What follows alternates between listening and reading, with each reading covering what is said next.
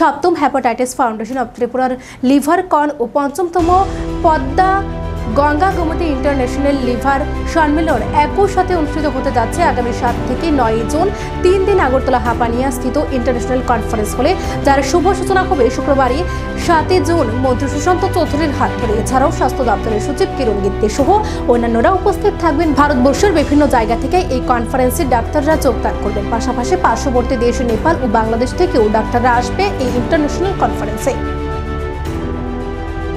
অনেক ধন্যবাদ। আমি প্রথমেই সাধুবাদ জানাতে চাই অধ্যাপক প্রদীপ ভৌমিক এবং হেপাটাইটিস ফাউন্ডেশন ত্রিপুরাকে। 2002 সালে শুরু করে 2024-এ এই ফাউন্ডেশন যে পর্যায়ে উপনীত হয়েছে সেটি এক কথায় প্রশংসাযোগ্য। এ ধরনের ফাউন্ডেশন অনেক শুরু করা যায়, কিন্তু 22 বছর পরও টিকে থাকা সফলভাবে এবং সফল কিছু ঊর্ধ্বে উঠে সমস্ত প্রতিকূলতা কাটিয়ে যেটা এগিয়ে যাচ্ছে সেটি নিঃসন্দেহে একটা অত্যন্ত আশা জাগানিয়া বিষয়।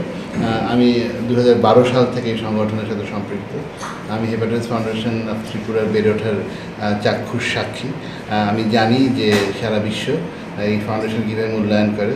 এশীয় প্রশান্ত মহাসাগর লিভার অ্যাসোসিয়েশনের আন্তর্জাতিক সম্মেলনে ফিলিপিন্সে অধ্যাপক প্রদীপ ভৌমিককে বিশেষভাবে সম্মানিত করা হয়েছিল ত্রিপুরা রাজ্যে একটি ফাউন্ডেশন উদ্যোগে ম্যাসিভ বা মাস ভ্যাকসিনেশন কর্মসূচির জন্য। সেই অনুষ্ঠানে আমার থাকার সৌভাগ্য হয়েছে। আমি দেখেছি একসময় কীভাবে বিদেশিরা এসে এই ফাউন্ডেশনের কর্মকাণ্ডকে অভিনন্দন জানিয়েছে, এবং এখন যে এখানে নার্সিং ইনস্টিটিউট চালু করা হয়েছে সেটি একটি অনন্য উদাহরণ।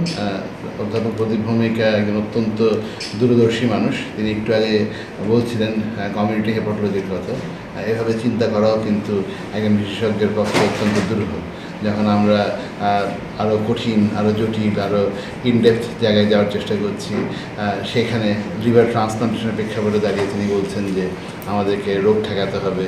লিভার ট্রান্সপ্লান্টেশন কজন মানুষ করতে পারে, যাতে রোগীর রোগ না হয়, সে মানুষের রোগ না হয়, মানুষ রোগী নয়, সেই কাজটি করতে হবে, যা তৃতীয় বিশ্বের জন্য বা আমাদের মতো উন্নয়নশীল দেশগুলোর জন্য অত্যন্ত অপরিহার্য। তো সেরকম